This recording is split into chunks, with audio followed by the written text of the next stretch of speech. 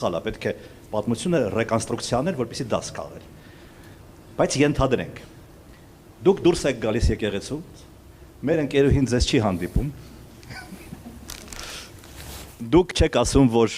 եկեղեցին պաշտպանելու եք մեր ձևով, Փաշինյանը իստերիկայի մեջ չի ընկնում, հիստերիայի մեջ չի ընկնում, չի հրամայում ձեզ բռնել, եւ դուք վերադառնում եք Մոսկվա։ Այդ պարագայում դուք կստեղծեիք մեր ձևով շարժումը, իսկ այնուհետև ուժեղ Հայաստան կուսակցությունը կմտնեիք քաղաքականության մեջ, թե չէ։ Ես ուզում եմ ազնիվ լինեմ ձեզ հետ, իհարկե ոչ։ Դա ես արեցի, երբ տեսա, որ այս մարդը չի կանգնում։ Ես իրոք անկեղծ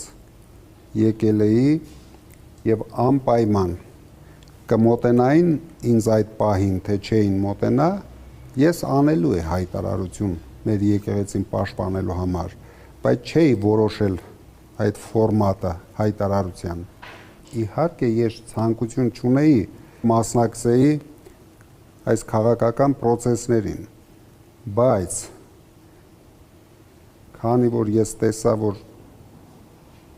եթե ես չեմ մասնակցում իմ դեմքով, մեր ընդդիմադիր ուժերը թող չնեղանան,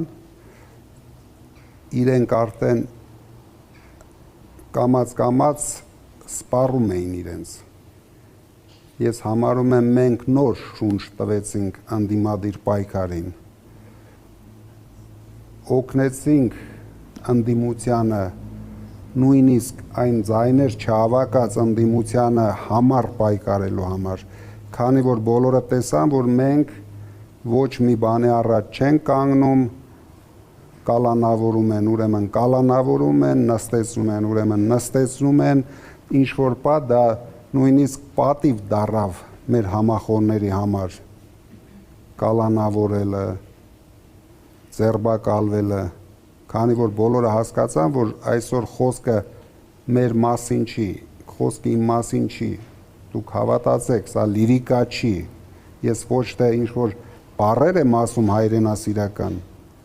մենք մեծ վտանգի առաջ են կանգնած, միգուցե ավելի մեծ, քան մեզ թվում է։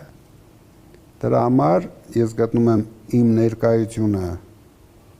օգնեց թափ տալ նորից ընդդիմությանը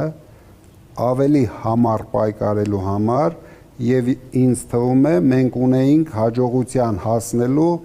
շատ մեծ հնարավորություն։ Նու սա կարելի ասել միակ տարբերակն էր, միակ, որ իրենք կարողացան անեն, որպեսզի մենք չհաղթենք։ Ինչ արեցին, ապագան ցույց կտա։